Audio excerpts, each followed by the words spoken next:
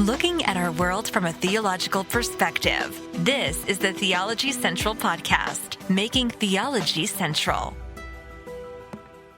Good afternoon, everyone. It is Monday, December the 6th, 2021. It is currently 4:18 p.m. Central Time, so that means I'm extremely late. I really wanted to be here about 3:30 p.m., so I've gotten here much later than I wanted to, which I hate because I'm very I have to live by a schedule, and if anything gets delayed or pushed back or I'm running behind, I get extremely irritated and frustrated, and then I don't have clarity of thought. But I'm going to try to set aside that I'm running late. I'm going to try to set it. I needed to just address it because I wanted to be honest. So a little frustrated, but I'm going to set that aside.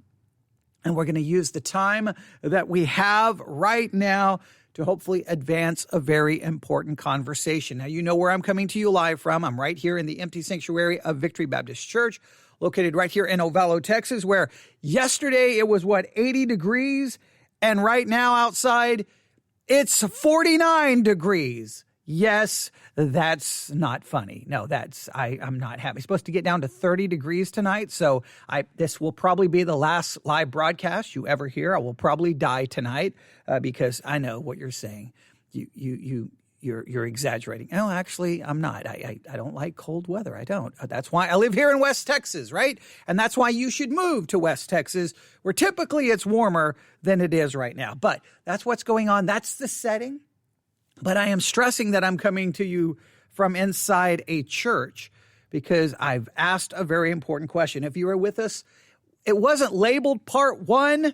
I know now this is labeled part 2, but if you were with us for the first live broadcast where we discussed this topic, I asked a very important question. How should Christians live in basically a post-Christian world?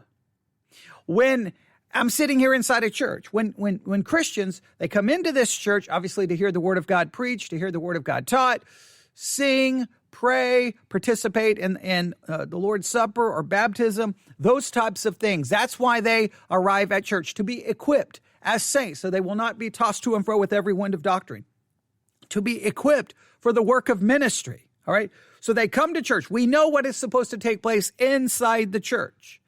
Well, we should know what is supposed to take place inside the church. If you look at many churches, they obviously didn't get the memo, but that's a whole different podcast topic, okay? But at some point, the church service ends and they get up and they walk right out the door that I'm looking at and they go right back into the culture. How are they to interact with that culture? How are they to live? And Christians throughout church history have taken very different approaches. Some have taken an approach to be very much, okay, I'm going to go out that door, but I'm still going to be very isolated and withdrawn from the culture, and I'm not going to do this, and I'm not going to do this, and we're not going to watch this, and we're not going to dress this way. And they have a list of all these things we don't do because we're going to be different than the culture, right? And so they tend to take a more of an isolationist approach. They kind of withdraw. Others are far more engaging in culture, and some may say that they are far more accepting of culture and may participate in things that others would say are sinful or questionable. Some would say that some Christians are being worldly. Others will say you're being legalistic. The point is, there has been a constant division and debate within the body of Christ throughout church history and exactly how we are to live our lives in the midst of culture. And especially that question becomes very important when the culture becomes more and more opposed. They stand in opposition to Christianity. And in our culture today, we live in a post-Christian culture. So how should we conduct ourselves? Well, we have talked about in the past the Saint Benedict option. All right. Now that is one option that is very famous. It comes from a book. In fact, I added it to the Theology Central Book Club. Give me one second here. I'm going to pull the book up. I didn't even think about having the book open. You see here, if I can remember it. It should show up just a second here. All right, here we go. Yes. It's called the Benedict Option, all right? The Benedict Option. And it's a book that offers a strategy for Christians living in a post-Christian society, all right? That's basically what it calls for. And we've talked about the book. It's a part of the Theology Central Book Club. If you've already signed up for the Theology Central Book Club, you probably got a notification that it was added. Now, remember, the Theology Central Book Club is absolutely free. You don't have to buy anything. It just is a very easy way for me to communicate to you that, hey, I'm looking at this book, or hey, I'm reading this book. Doesn't mean I agree with everything in a book. It just tells you that I'm looking at this book, thinking about this book, or I think it could be interesting, not because I may agree with everything, just because I want you at least to know about it. Or maybe it's a book that's getting a lot of discussion, and I want you to be aware that it exists. You get the notification. You can take a look at it. If you want to buy it, great. If you have an opinion on it, then you can always email me at newsif@yahoo.com. It's just another way to communicate with you when I don't have the ability to turn on this microphone. All right. So we've talked about the Benedict Option. We've talked about it. We've not done. I wanted to do more extensive study on it, and maybe at some point we will return to it. But it's an option. It is a strategy. It is a way of living in a post-Christian world. You can look at it and say you agree or disagree, but it's an option. Well, what's interesting is Issues ETC, Issues Etc., which is a Christian radio program that comes from a Lutheran theological perspective. They have started a series called the St. Peter Option. Now, in part one, what we did, I know it wasn't technically part one, but in the first broadcast we did on this, we started listening to this segment on Issues, etc., and they started talking about the Benedict Option, its strengths, its weaknesses. Then they went to a break. We stopped our live broadcast and they went to a break. Now we're going to pick back up and our review of this episode. And just so that if you would like to hear both episodes from Issues, etc., on the St. Peter Option, go to theologycentral.net. I have them embedded right there, or you can subscribe to the Issues ETC podcast wherever you get your podcasts, and then you can look for the Benedict Option. If you have the Edify Christian Podcast app, Issues ETC is available on that app as well. Of course, our podcast is too. So however you want to find it, if you can't find it, let me know. You should listen to everything they have to say. I'm just trying to figure out what is the St. Peter Option as opposed to the Benedict Option and as opposed to all the other options that have been tried throughout church history. And I really challenge you to really think about, what is your view? Well, how do you think a Christian should live in light of a post-Christian culture?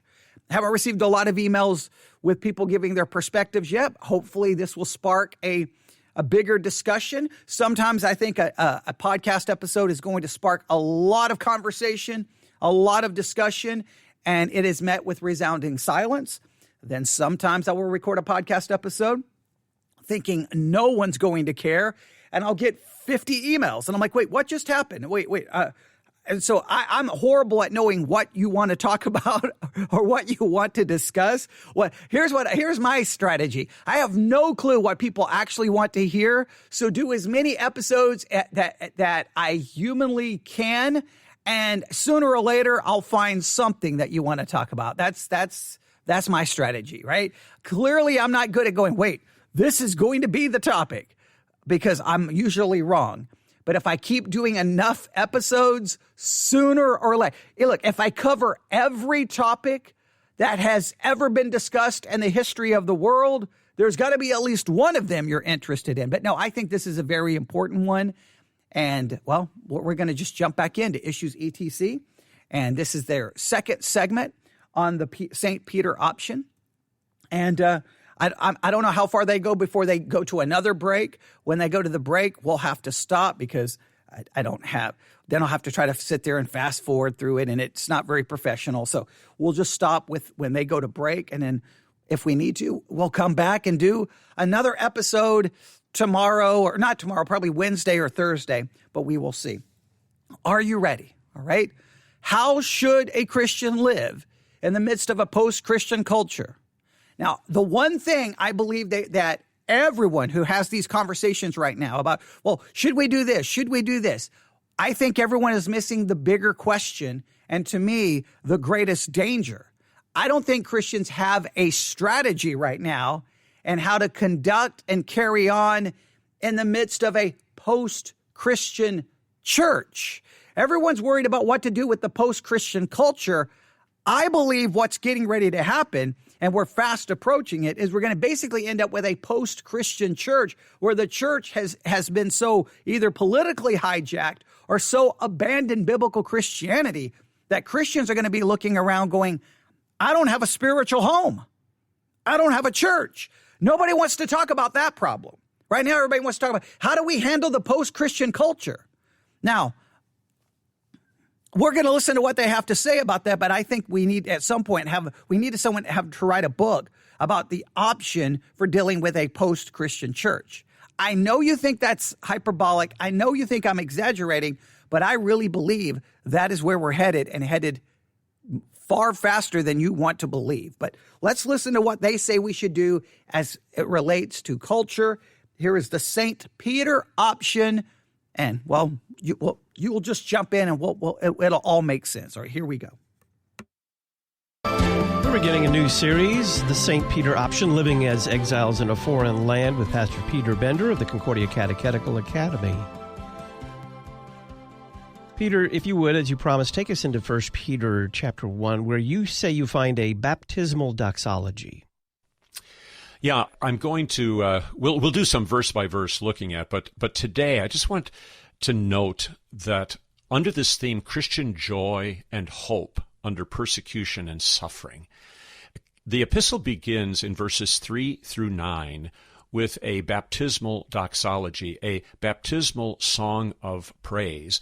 And I'm encouraging members of our congregation to recite it frequently, to commit it to memory, because it's a great antidote for the challenges and threats to the Christian faith today.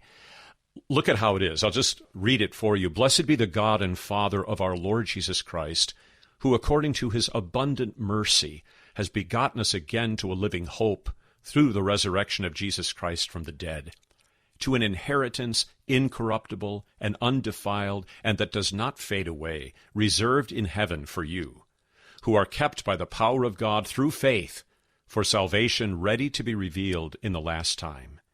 In this you greatly rejoice, though now for a little while, if need be, you have been grieved by various trials, that the genuineness of your faith, being much more precious than gold that perishes, though it is tested by fire, may be found to praise, honor, and glory at the revelation of Jesus Christ, whom having not seen you love, though now you do not see him, yet believing you rejoice with joy inexpressible and full of glory, receiving the end of your faith, the salvation of your souls. Now, in that baptismal doxology, Todd, it is so uplifting. It mentions suffering, and that we are tried like gold that is refined in fire, but that this suffering serves a godly purpose. Okay, I have to jump in here. First, he doesn't provide the historical proof that this is a baptismal doxology, something that I guess is to be read after a baptism. But I have to at least bring this up because it's kind of the elephant in the room. Now, remember, Issues ETC, this is a Lutheran radio program from a Lutheran theological perspective. And one of the things about Lutheranism, as a former Lutheran who at one point wanted to be a Lutheran pastor, all right, remember, in Lutheranism, they teach infant baptism. So I don't know, I don't remember, I don't believe this passage was read as a baptismal doxology in the Lutheran church, but let's say it is. Let's say there's a Lutheran church that reads it after a baptism, and let's say they read it after the baptism of a baby, of an infant, right? Which Lutherans practice infant baptism. Okay, now let's just say you read that. Well, immediately I'm going to throw this out there. Now, I know all of the possible answers that Lutherans give. I know all of the possible answers they give because I used to try to give these same answers when I was a Lutheran. At some point, I realized that I just don't think they work biblically, theologically, logically, and I think it's clearly can be shown realistically that it's just not accurate. But let's just look at this. 1 Peter chapter 3, verse 5, all right? Who are kept by the power of God through faith unto salvation, ready to be revealed in the last time. We are kept by the power of God through faith. We are kept by the power of God through faith. Now, I will argue when you put that water on an infant baby, that baby has no clue what's going on, does not have faith, does not exercise faith. There isn't any faith in the baby.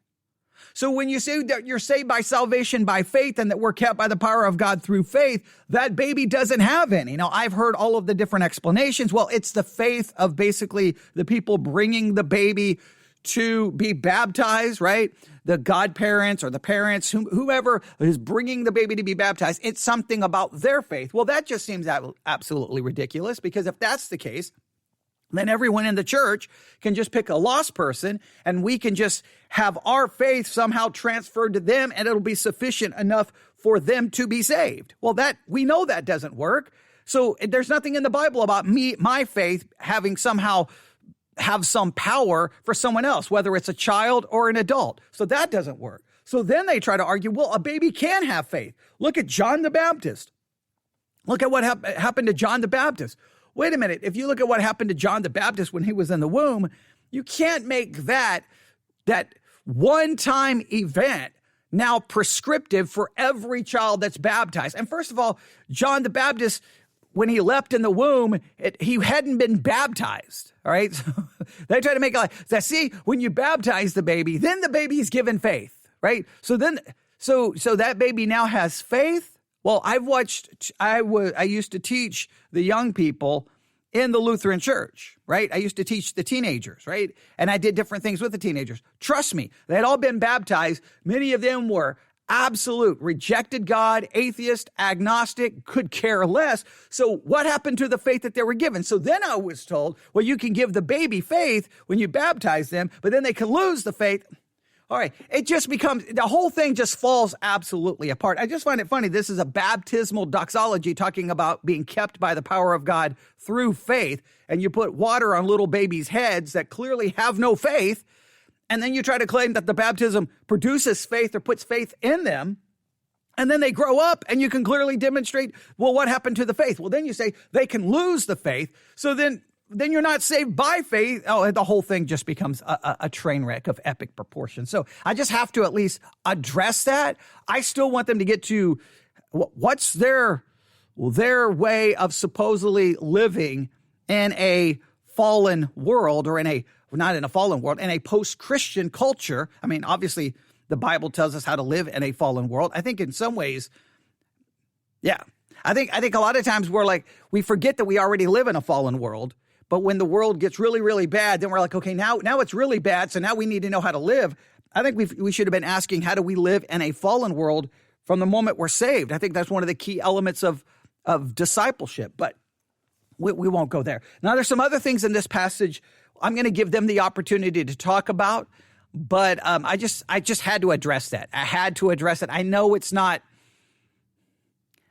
Well, you know what? I think this is important. I think this is a very key to how do we live in a post-Christian world? Well, if one of our key elements of trying to live in a post-Christian world is that we put water on the head of a baby and think that baby now is magically saved and has faith and is going to be able to grow up to live in that post-Christian world, I think that that's problematic, because clearly the kid, I mean, then that baptism isn't sufficient enough, because you're going to have to do this and this and this to try to ensure that the kid does have faith. So maybe there's a problem right there. I would have to flesh that out a little bit more, but okay. I'm still trying to go, which direction are they going to go here? What are going to be the directions and how to live in a post-Christian world? Like what are the directions, and why is it that we have to keep coming up with different options and how to do this? Because I think I just kind of stumbled on it, wasn't even thinking about it. I was just I kind of just misspoke. But now that I'm thinking about it, I think maybe I'm onto something. I think from the very moment we become Christians, when we exercise faith, right? When we say I exercise faith, God grants us the faith that we then exercise. You get the idea. All right. That we can get to a whole discussion about that. But the point is, from the moment of our salvation, I think we need to be instructed and we need to learn. And how then do we live in a fallen world? Like, it's not about whether the world is quote unquote a Christian world or a post-Christian world. We need to know how to live in a fallen world from the very moment of salvation. And I don't know how much instructions we have been given. I think there's a lot of instructions we're given, but a lot of times it's just absolutely crazy. I mean, going back, I'm thinking about this now. When I was a brand new Christian as a teenager, what I was basically taught, this is how I needed to live in culture. Don't listen to secular music. Don't go to dances because dances were bad. Don't do drugs. Don't drink. And definitely, whatever you do, avoid sex. That was kind of like, don't drink, don't dance, don't listen to rock and roll, and do not have sex. That was kind of like that. That's what I need. That was the, I don't know, we'll call it the West Texas Southern Baptist option in the 1980s. That's kind of what was, that was the direction. And I don't know if that was really very beneficial or helpful, but okay. So I guess I was given some kind of instruction. I just don't know how much instruction we're really given and how to move forward. But everyone keeps writing books about how to do it. Well, now here's the St. Peter option. Let's see if they articulate this or give us anything specific. For the preservation and strengthening of our faith. And there's not a shred of pessimism in that doxology whatsoever. And this runs throughout the epistle. The idea of Christian joy and hope under the persecution that we suffer for Christ's sake. The suffering that we suffer for believing what we believe as Christians. And that we actually are not to be afraid of this suffering. All right, now I got to stop again. Okay. Now look, when Peter wrote this to the individuals that he was writing to, they were suffering. They were suffering. But he's speaking as the suffering we endure for believing what we believe. Now, I got to raise my hand here. Okay, now, are you talking to Christians in America? Now, I know Christians in America, every time anything happens, we're being persecuted. They constantly want to yell that we're being persecuted. Pretty much if anything happens, we're being persecuted, right? If a movie comes on Netflix that we think mocks Christianity, we're being persecuted. I think that we have to, I think maybe one of the things we need to do and living in a post-Christian world, I think what I'm going to end up doing is I'm going to reject the Benedict option. I'm going to reject the St. Peter option. I'm going to reject all of the options. But I think a key element in trying to know how to live in a post-Christian world is maybe we need to get a proper definition of what persecution is and what it isn't. All right? If the world makes a movie that mocks Christianity, that is blasphemous, that says Christians are stupid, that Jesus was whatever they want to claim that he was, that the Bible is not real, that's not persecution. That is simply someone not agreeing with the Christian message. That's not persecution.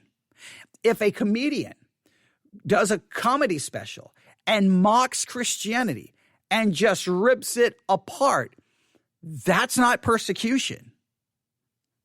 That's not persecution. That is someone mocking your faith. You may not like it, but that's not persecution. Now, if you go to a job interview and they say, "Are you a Christian?" "Yes." "I'm sorry, we don't hire Christians." Okay, now we could talk a little bit. If you get a knock on your door and they say, "Are you Christians?" "Yes." "Okay, we're here to take your Bibles and we're going to put you in prison." If you're sitting in church and they kick in the doors and say, "Nope, no worship of God, you're going to all be arrested." Okay, that's different. Now, make it very clear if they're doing that to all organizations because they don't want a certain number of people meeting because of a pandemic. Now, you got to be careful.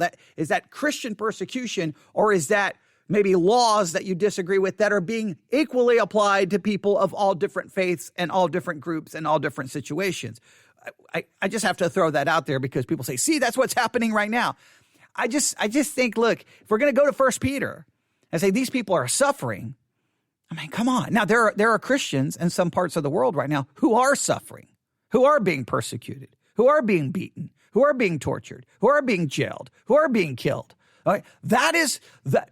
Being a Christian right now in China, probably not a good situation. Being a Christian here in West Texas, I mean, come on now. Come on now, okay? So I think we don't want to scream persecution when there isn't persecution. I'm not saying look, there's an issue happening in your area, maybe something is going on, maybe it's an attack upon religious freedom, by all means, you can take a stand up against it. You can do what you can do using the legal system or whatever, different avenues you have to address it. But just be careful before you start screaming persecution. All right. That just, can we at least do that? I mean, we gotta have some level-headedness about what it is and what it isn't. Okay. So it's just interesting the way he's just speaking about, like, this is true of us as well. That's the way it's coming across, that we're being persecuted too. And I'm like, slow down. I don't, who are you? Who is being persecuted? Like, let's identify that. Let's be honest. Let's be fair. I'm not saying that there's never any issues. I'm not saying that there's never any issues. I've seen things happen, and by all means, there's a time to draw that line and take a stand, right? And there can be situations where maybe someone would reach the level of persecution. I just think we need to have a clear definition of what it is and what it isn't. And let's not claim it's happening until it clearly is. Because after a while, if you claim that it's happening every time anything happens, at some point, they basically, no one's going to take your concerns seriously, because they say, well, that person thinks they're being persecuted if someone just rejects their invitation to church. And it's like, let's at least be accurate here. All right, let's continue. We are called to endure it, but we're called to endure it with joy and with hope in the resurrection of Jesus from the dead. And this is where we talk about how his suffering served a purpose. So does the suffering of the Christian. Jesus' suffering was not simply something he had to get past in order to get to the resurrection. His suffering and death is the very cause of the resurrection, because he suffered for our sin. Sin is what brought death into the world. Sin is the cause of all of the evils that we are currently suffering under as Christians. And so it is the death of Jesus whereby he atoned for sin, and the result of that is resurrection. I call this a baptismal doxology. You can see God the Father and God the Son in it. We're begotten again to a living hope through the resurrection of Jesus Christ from the dead. That's all baptismal language. And so the gift of faith in Christ, as we're joined to his death and resurrection in our baptism, becomes then the foundation for us to be able to live in this world on this side of the resurrection, on this side of the grave, rejoicing, if, though now for a little while, if need be, we've been grieved by various trials. You'll notice that phrase, a little while. That picks up on what Jesus told the disciples in the upper room in John's Gospel. A little while and you will not see me, and again a little while and you will see me. And because I said this to you, your heart is filled with sorrow. But when you see me, your sorrow will be turned to joy. And so he likens that in his epistle. He's picking up on Jesus' words there to that horrific suffering that they endured as they saw their Lord hanging upon the cross would be a paradigm for them to understand the suffering of their own life. Just as God the Father brought the greatest good out of the suffering and death of his Son upon the cross, something which at that moment that they were going through caused them such grief and such sorrow, so through their suffering, God would bring about his great good of strengthening their faith, preserving their faith, and enabling them through their suffering and the enduring of persecution to bear witness to him whose very persecution and martyrdom brought about the world's salvation. So this is why we need to see the close proximity of Christian suffering and persecution to the proclamation of the gospel and the mission work to those who do not know Christ and who may very well be our enemies and those who hate us. So talk about the challenges, you say both contemporary challenges and underlying spiritual problems that Christians are being faced with today. Yeah, we're going to take up a lot of these issues in depth as we move forward in this series. But just to list a few, the paganism of radical environmentalism. You know, what is paganism? Ancient paganism worshipped the things of creation and made deities out of these things. And I think radical environmentalism challenges us to do exactly the same kind of thing. So you take God out of the equation, and then you begin to worship the created order, even though Okay, now I got to stop here. Okay, so we live in a post-culture, a post-Christian culture, and one of the first issues mentioned here is radical environmentalism. Now, I don't know, is radical environmentalism causing you major issues in your Christian faith? I just want you to think about your Christian faith, trying to live out your Christian life in a post-Christian culture. Of all the challenges that you may face, do you ever go, man, this radical environmentalism is absolutely destroying my Christian life. It is a source of difficulty, of trial, of persecution. I mean, have you... Okay, I'm trying not to laugh, but I mean, of all the things radical environmentalism, is that even anywhere in the top 15 of, like, you're living out your Christian life. You leave the church, like I'm sitting here in the empty sanctuary. When my people leave the church, I wonder when they're like, man, my pastor just doesn't understand the difficulties I have to face every day with this crazy pagan radical environmentalism. It is insane. It is destroying my Christian life. It is suffering. It is so hard to take a stand against. I mean, is radical environmentalism really causing you as a Christian that much difficulty? I'm not here for you to say, well, wait a minute. It's causing problems in the economy because they want to stop this or do this, and it's going to make fuel prices go up. It's going to make electricity go up. We can get into all of the policies of radical environmentalism and how it may impact culture, the economy, but those are all the cultural issues. Again, one of the major things, I think, as trying to know how to live in the Christian world, is we have to realize that our focus is on our faith. Our focus is on our ministry. Our focus is on making sure what's more important to us is our faith. In fact, let's go to 1 Peter 1:7. He read it. He didn't spend a lot of time with it. Let's go back to it. I'm going to read this from a number of translations because I really want you to see what is emphasized here, okay? A number of translations. Here we go. 1 Peter 1:7.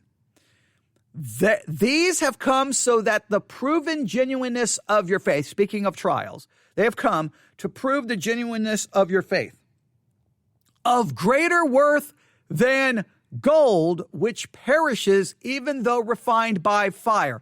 Your faith is of greater value than gold. One of the key elements of living in a post-Christian world is you have to constantly have in your mind that your faith is of more value than anything else. You value your faith, growing in that faith, your faith in God. That's what's most important. So radical environmentalism, it may impact the economy, it may impact your job, but what's most important to you is your faith. So how does radical environmentalism impact your faith? Are you telling me that pagan radical environmentalism, let's say turning the environment into a god, is that really a danger in your church? Have you had people abandon their Christian faith to worship Mother Nature? Have you seen a major problem in your church of people saying, you know what, this whole God thing, I've decided to reject God the Father and I'm embracing Mother Earth. Is that a major issue in your church?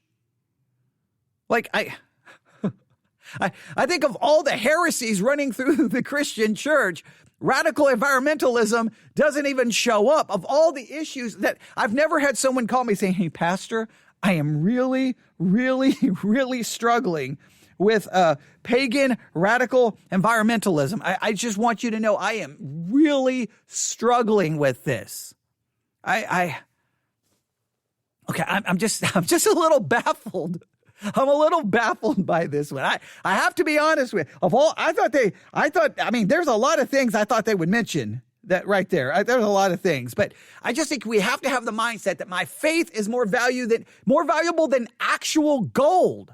It's your faith is more important than anything. I don't know if we truly see our faith as being the most important thing, because if we did, we would do everything we can to strengthen it, to increase it, to grow. In other words, if you think your physical health is of utmost importance, you wake up at 5 a.m. to go to the CrossFit gym. I use that illustration because I always drive by the CrossFit gym on the way here. You're there working out. You're not eating this. You're not eating that. Well, if you believe faith is more valuable than gold, then you're going to be more worried about you growing in faith than you advancing in your career. You're going to be more worried about your faith than the money you make. But I think there's our first problem. We live in a culture that doesn't value your faith, and the church has returned the favor by us not valuing our faith. I mean, I often look at all the church activities, the fun, the food, the entertainment, and so much of it is not designed to strengthen your faith, increase your faith, help you grow in the faith. It's designed to entertain you and feed your face. I mean, right?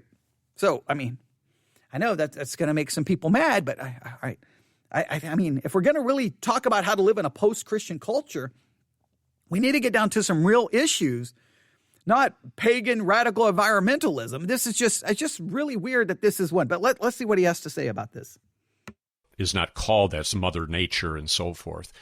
Woke culture, the social Marxism of the woke culture, where there are the oppressed and the oppressors. You have out of this the cancel culture, so that for us as Christians, Okay, so woke culture, that's something else we got to be. Now, please note this. This really starts sounding, you know what this starts sounding like? Hey, how to live a Christian life in a world that is moving away from Republican conservative principles. Okay. So, hey, that radical environmentalism, well, that's over there. That's progressive liberals. And that woke culture, that's those progressive liberals. This seems to be more about how to live in a culture that is rejecting your political ideology. This doesn't seem to have anything to do about your faith. This is bizarre. And then cancel culture, let me make it very clear. Okay. As soon as I hear Christians start whining about cancel culture, I literally want to just start throwing things. Literally. And you think I'm joking. I'm not. Because Christians perfected cancel culture. It was Christians who were like, no, we want that movie banned. Don't show that movie. We want that video banned from MTV. We don't want that album to be sold in stores. We don't want that song on radio. We want this. I mean, for crying out loud, I watched it happen over and over and over and over and over and over and over. Christians want, we want to shut this down. We don't want this. Christians have been doing that kind of thing forever. So I just think Christians got mad when now someone wants to take that same principle and then try to cancel us. And they're like, no. We can cancel you, but you can't cancel us, which probably demonstrated that our whole approach to cultural issues was not biblical and was foolish to start off with, because we were trying to cancel people. The Bible doesn't say go forth and cancel anyone. It's go forth and proclaim the gospel of Jesus Christ, calling them to faith and repentance. That's what we're doing. Oh man, this is bizarre. Everything it's talking about, this is political. So, hey, that radical environmentalism, that woke, that cancel culture, that's what you got to figure out how to deal with. That's what you got to figure out how to deal with. I can think of a million issues that are more pressing and dangerous to the average life of the average Christian than radical environmentalism, woke culture, or cancel culture. I can think of a lot more things that are a lot more problematic to the Christian, like the political hijacking of the church that's coming from the right. But hey, nobody wants to listen to what I have to say. All right, here we go. Anything that we believe and confess that is not politically correct is, we have not the right to say it, and we must be canceled. And we're discriminated against because of having certain views. Progressivism that finds its way into so much of American education. We get persecuted? We're not allowed to say it? I've been turning on this microphone for a very long time, and I've never had an issue. But guess where I did have an issue? See, this is just hilarious to me. I've never had an issue with Spotify, Apple, Google Podcast, all the different the only place I've ever had a problem with is with YouTube, and it's just because of their algorithm. Because I wasn't saying anything that I wasn't supposed to say, but they didn't like the title, and you can't even have an actual conversation with someone. So I've had a couple of problems with YouTube, which is insane. But let me tell you where I got canceled and I wasn't allowed to speak. Christian radio. The very Christian radio that when I showed up to possibly get a radio program, a 30-minute radio program that aired on Sunday mornings, it was like, okay, here's how it works. You give us money, we give you a 30-minute time slot. There you go. All right. Okay, what can I do? You can pretty much do anything you want. Okay. They didn't tell me I couldn't say this. They gave me no rules, nothing. Boom. Next thing you know, I'm getting thrown off the air. Why? Because I criticized the local churches in the area for basically turning Easter into an absolute abomination because it was about Easter eggs and the Easter bunny and just everything other than the resurrection of Jesus Christ. And I got literally, while we were on the air, they pulled the plug, and that was the end. I got kicked off the air for that. There was no warning. There was nothing. Done. Gone. You're finished. Get out of here. You're done. Well, wonderful. Thank you so very much for being. Oh, wait, that's cancel culture. Wait, I wasn't allowed to say what I want to say. Give me a break. You think Christian websites and different Christian organizations allow people from a different perspective? I mean, try to get, even if you don't have the right theology, try to get on sermon audio. You've got to agree to their statement of faith. So if we even our beliefs, we can't say what we want to say. There's churches everywhere. Now, listen, I do understand that the culture is becoming less friendly to the Christian message. And yes, there are times they will try to cancel you. Yes, there are times they will try to silence you. And yes, I think that's going to get worse and worse and worse, and it's going to become more and more difficult. I completely agree, and that should bother you. But let's think about how often Christians were trying to silence everybody else, calling to boycott this. I remember when not the Passion of the Christ, the Last Temptation of Christ, when that movie came out. Trying to get into a movie theater here in West Texas, there were all these protesters standing in front of the movie theater. They wanted the movie theater not to show the movie. Well, what is that?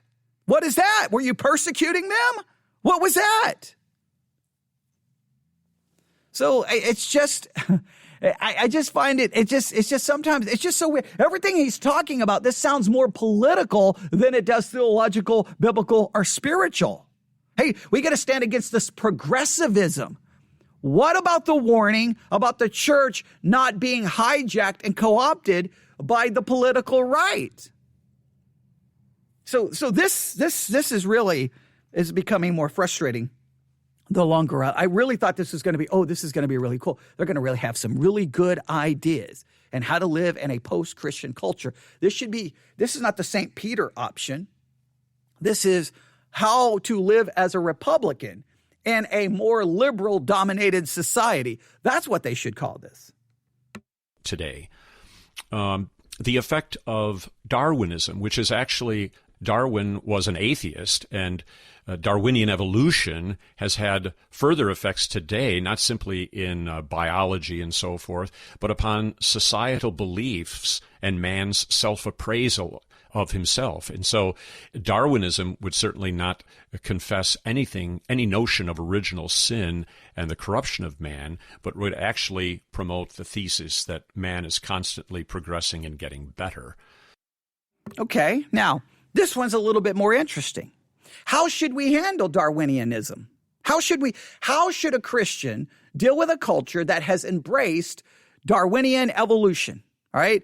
A materialistic evolution concept where there isn't a God, and through these natural process over billions and billions of years, basically we go from matter to human beings, okay? Matter explodes, here we are. I know I'm oversimplifying it. How do we handle that in culture?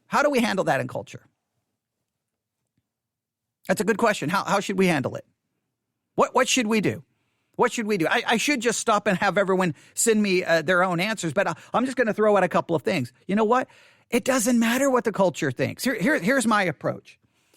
If my kids were even homeschooled, and we still wanted them to know Darwinian evolution, I wanted them to know what it taught. I didn't want them to be ignorant of it. I wanted them to understand this is what's taught. Here is their perspective. Here is their theory. We believe that God created everything, but here is this theory. It's out there. It dominates the scientific world. So you're going to have to know it, and you're going to have to understand it, and you're going to have to pass tests about it, because if you don't know it, when you get to college, you're going to be behind. You need to know this system, and you need to understand it. And I know I'm going to make some people mad.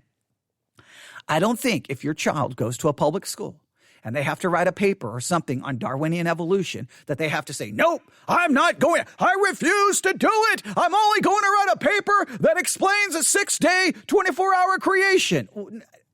Just all you're there to do is to learn what they teach and pass the test. It's not there for you to try to indoctrinate or teach or evangelize the teacher in the papers you write. Your job is to demonstrate that you know what they have taught you, you understand it, and you can offer up a clear explanation of it, that you've grasped it. Now, if you have the opportunity to write a paper challenging Darwinian evolution, then do so not from a theological perspective, do so from a scientific perspective. Know the science so well, and not crazy scientific garbage that's thrown out by some creation websites that has no truth, and all the scientists in the world are like, what in the world are you talking about? Make sure it's actual, well-researched, thought out. Here are some possible scientific issues with Darwinian evolution. Write your paper on that. And just do so not from, hey, quoting Genesis, but saying here within the scientific community, here are some studies that demonstrate some possible problems with this theory. By all means, do that. You have every right to do that. But with someone like, no, I'm just going to write Genesis on my paper, or I'm just going to, and it's just, no, you're in school. Just pass the test. For example, I'll give you an example. And I know that whenever I say this, Christians just think I'm absolutely crazy. But I don't understand this like, oh, I'm going to make a point. What point are you making?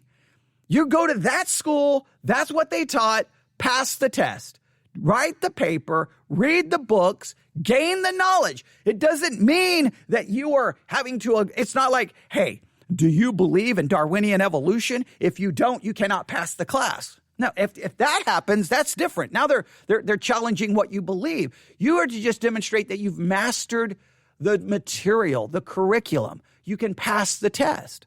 When I went to a Catholic university as a Baptist pastor, I enrolled in a Catholic university to pursue a degree in Catholic theology so that I could ensure that when I spoke on Catholicism, I could do so from a position of knowledge, not a position of ignorance. So I enjoyed my study, but guess what?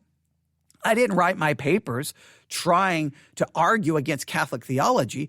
I tried to write the papers demonstrating that I understood Catholic theology and understood the perspective. Now, sometimes I was able to write papers to offer some questions in a way that I think made sense, and it fit what I was asked to do.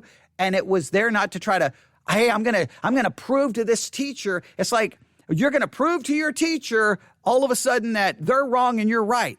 School is not about trying to prove the teacher is wrong and you're right. It's about just making sure you've grasped the subject. Now, there are times and situations where you may have not the academic. It would make sense academically. It would make sense in the paper. It would make sense in the discussion to raise a question or offer an objection. There is always a place and time. But some people want to do that. So I think the first thing is we don't try to go and fight it that way. Here's what we have to do. This is very important. We have to ensure that people understand that the belief in God creating the world, right, is a biblical doctrine. We believe it to be true, and we believe it to be true first and foremost because God's word declares it, right?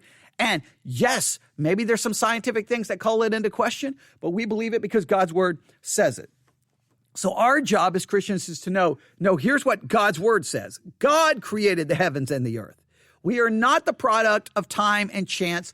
We are the product of a all-powerful, all-knowing, loving God who created us for his purpose and for his glory. We need to be reminded of that. And we don't approach the world like they approach the world from a godless philosophy, right? That there is no God, so there is no ultimate purpose, there is no ultimate meaning other than the one you create for yourself. Yes, we are to ensure that we have a biblical worldview based off the idea that in the beginning, God created the heavens and the earth. We definitely need to instruct that. We need to have that, and we need to live our life being consistent with that biblical truth.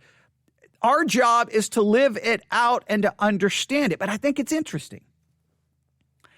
He criticizes Darwinian evolution as would be a philosophy that would reject the fall of man, the depravity of man, the sinfulness of man. Okay, now, yes, as Christians, we need to be aware that that system would give you a different understanding of man than the biblical one.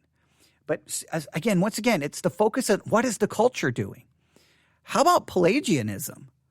That has swept through so many churches, semi-Pelagianism or Pelagianism, which completely destroys the doctrine of total depravity and completely rejects it. What about that?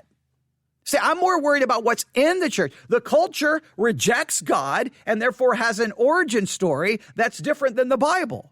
We need to know the origin story as taught by the world so that we understand it, pass the test, can advance academically, get the degree. But we always know that that's the system, and we see the problems with that system because it contradicts the Bible. It leaves you with a meaningless, hopeless, basically no morality at all. Morality is what people create. Meaning is what people create. We can criticize that. We do so in our discipleship.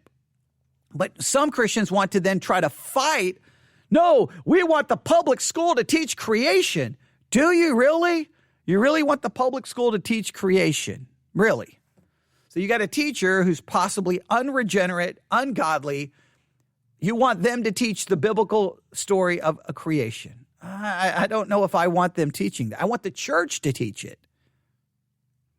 I want Christians to be able to explain and articulate it. But we want to somehow fight. So this is the first one he's brought up that I think has a lot of issues and how Christians deal with it. And I know my approach will be, again, how should we, this is the kind of subject we should be talking about. How do we handle this in culture? How do we live in a culture that has rejected God as creator? Now, these raises some serious questions, and I think we have to think them through logically. So I'm glad he finally got to this one. Because I think it's an important one. Transgenderism, LGBTQ ideologies, the overall godlessness of our world today. If you look at contemporary culture, television, movies, and so forth, how little there is on display in the popular culture of Christians in a positive light. All right, now, he brought up LGBTQ, transgenderism. All right. I have to ask this question. Now, this is important. And for you as a Christian,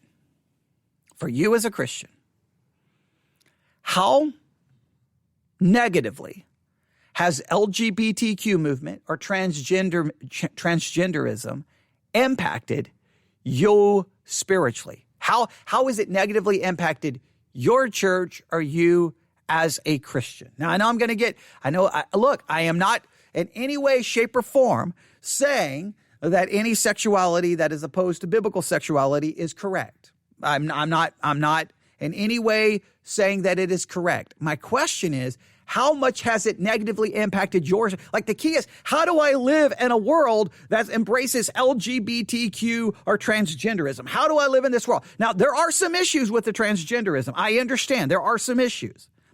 Let me just make this very clear. I've got to stress this because I'm trying to throw out what I believe is a biblical option to these issues. For me, I'm just going to state this for me. I know most of you are getting ready to disagree with me, but that's okay. For me, LGBTQ transgenderism has had little to no effect upon my Christian life. Zero. None. Here's my view. The world who rejects God, obviously, is going to reject God's word when it comes to sexuality. Let me go back to a period of time where it wasn't LGBTQ. I'm going to go back at least to the area where I currently live, right?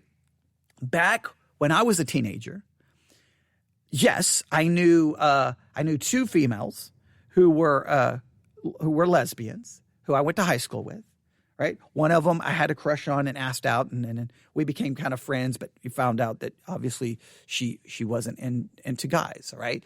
She wasn't into boys, okay? So I'm not saying it wasn't present. It was present, but it wasn't such a big issue, right? So I know this, that in my spiritual life, I'll just go back as a teenager, my issue wasn't LGBTQ. Now, transgenderism wasn't much of a thing at that point, but any of the students in my school who were lesbian, gay, whatever they classified themselves to be, it had no impact on me spiritually. None, zero, no impact. You know where I had my problems? It wasn't with LGBTQ. It was with my own heterosexual desires and lust. That's where I had my problems. Oh, yeah, now we're going to get very real. Now we're going to get very real. My issue wasn't the gay students. My issue wasn't homosexuals. My issue wasn't what's going on in the gay bar in Abilene at the time, or the gay club. None of that really had any impact on me whatsoever. I wasn't tempted by it, wasn't drawn to it, wasn't confused by it. I'm like, I have no desire for that, no problem with that. My issue is, whoa, look at her. Okay, wait, I can't think that way. Oh, wait, I'm in a dating relationship. Whoa, I would like to have physical relationships. Wait, this movie has a scene in it. Whoa, boy, that's causing some problem. That's where I was struggling. It wasn't the homosexuality. It was my own heterosexuality. That's where my issues were. So when it comes to homosexuality, how has it impacted you spiritually? Now, if you're drawn to that, if you're tempted with that, then yes, its presence everywhere can be very tempting. But let me make it very clear. If you're a heterosexual, you got just as much or more temptations all around you. So again, what's my approach to this? Like, I live in a culture. You know what? Here's my culture. Here's someone who's a homosexual. Here's someone lesbian, bi, trans, whatever labeled letter they want to give themselves. To me, it's irrelevant. My issue is not to convince them of, my job is not to try to win some debate about LGBTQ or about transgenderism. I'm not there to try to change their minds about their sexuality, or I'm not there to change my mind about that. My approach to them is they need Christ. Now, yes, their sexuality is a sin, just like when I meet someone who's a heterosexual and they need, here, I don't start my evangelism with a heterosexual going, okay, here's the situation. All right. Well, I need to know about your sexuality. I need to know your sexual preferences. I don't need to know anything about their sexuality. I need to know, they need to understand that they are a sinner. Far removed from their sexual sin, they got a million other sins. Selfishness, all the pride, arrogance, all the other issues, right? They've rejected God. They've not submitted to all the other sins. I don't even need to get into their sexual different preferences or anything about their sexual daily activity. I don't need to get into any of that. I know that they're a sinner. They need to understand that they're a sinner. and that they need to put their faith in the only solution for their sin, which is the finished work of Jesus Christ. They need to change their mind about their sin and about God, and they need to put their faith in Jesus Christ. Sometimes we approach homosexuals or anybody in the LGBTQ movement like, okay, we've got to change their minds about that. No, we need to bring them to faith in Christ and then disciple them about the biblical model of sexuality, and then calling them to abstain and to live a life that's in accordance with Christianity when it comes to sexuality. And you say, but no, I have to address that first. Why? So do you address a heterosexual going, hey guys, before you get saved, we need to talk about your sexual preferences and practices, because you need to realize that there's going to be a massive change that takes place when you become a Christian. No, we don't go into all of that detail.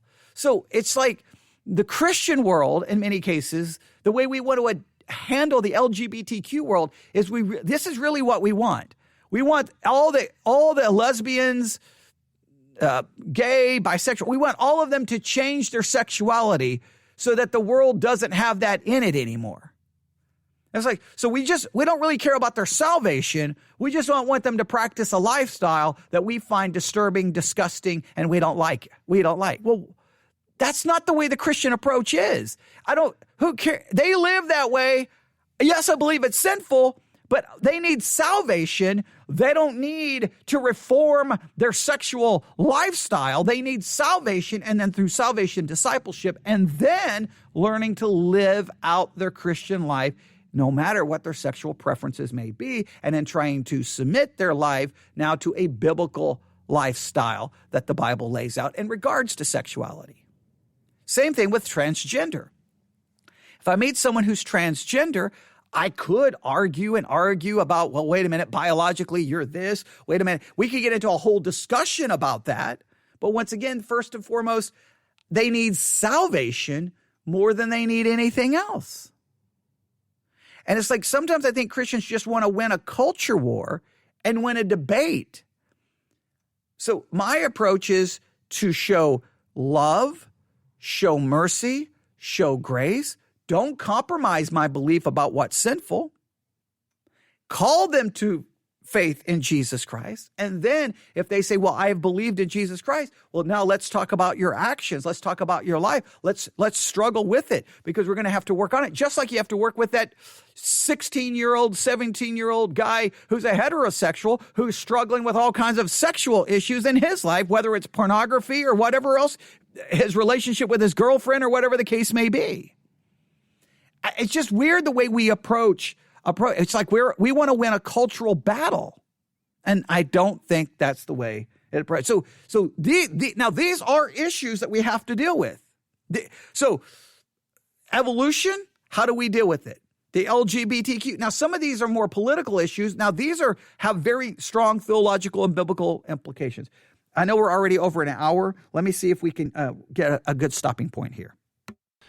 Any kind of goodness that you see on display in television or movies is a goodness apart from the existence of God, or its anchor in the objectivity of God, who is a creator and a savior. You don't have depictions of people going to church, or if they do, they're always radical or strange people suffering from mental illness. Atheism is on the rise in our world today. There's a loss of absolute truth.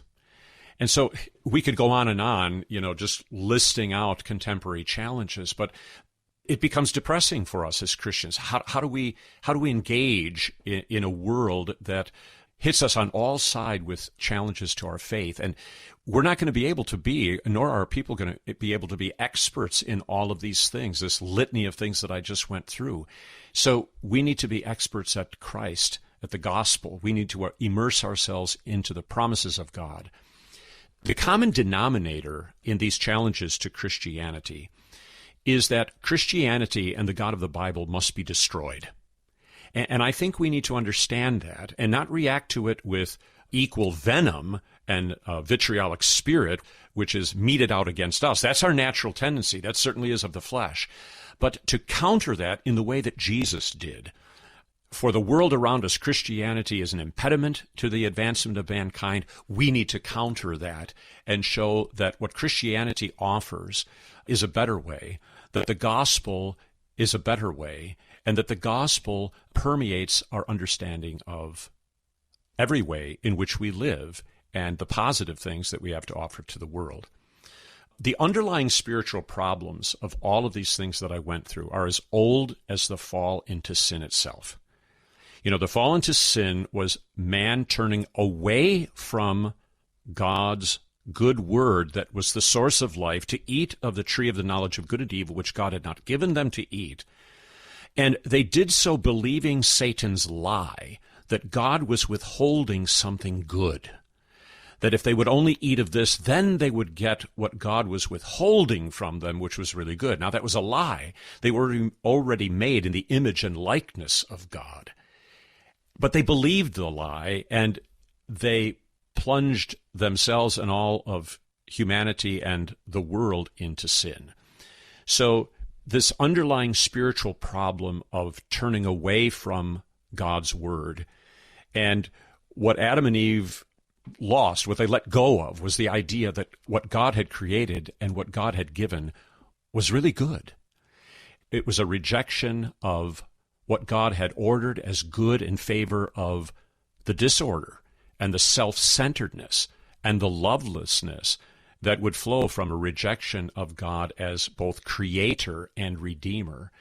And, you know, the more we've been experiencing the challenges over the COVID-19 months and with the rise of all of these leftist ideologies, the more I've been drawn to see in the scriptures and in the church's liturgy the linking together of our Lord and God as both creator and redeemer.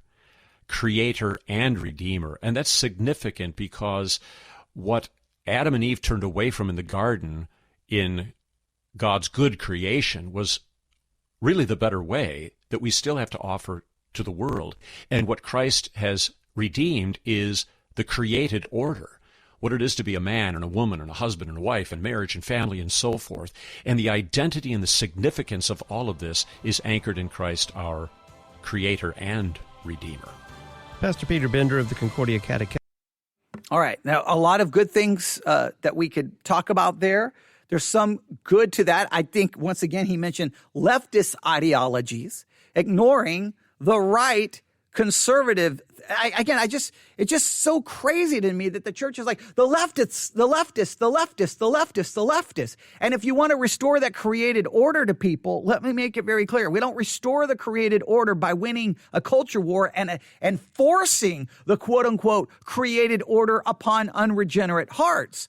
You have to they have to be brought to Christ by faith, being brought to Christ, trusting in him. And then after they've trusted in him, then you demonstrate that creative order as outlined in Scripture. And then they are called to live and follow that created order as Christians. It's not we force the created order on the unregenerate. The created order is for Christians to live out, and the world sees the created order lived out. So I have to stress that. But I will stop with this.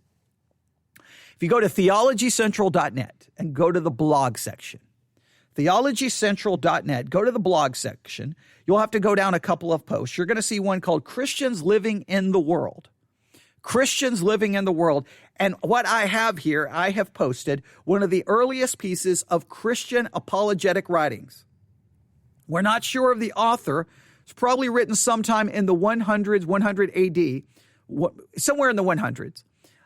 And it's one of the earliest pieces of Christian apologetic writings, and it shows how Christians are to live in the world. I want you to read it for yourself. I was going to read it to you, but we're already over an hour. Read it for yourself and just look at that. How does this compare to how Christians try to live today in the world? All right? And we'll have to come back to this. I know we talked about a lot of different issues. Feel free to email me all of your disagreements. I know there will be many. newsif@yahoo.com. newsif@yahoo.com. Hope you enjoyed the conversation. But go to theologycentral.net. Christians living in the world. It's one of the earliest pieces of Christian apologetic writings, somewhere in the 100s AD. And just read it. And it's just one paragraph from it. There's a link there to the full epistle. You can read all of it, but at least read that paragraph and just go, wait, this is how the early Christians thought they were to live in the world. How does that fit the way you think about living in the world? And not just you, your church and the Christians you know.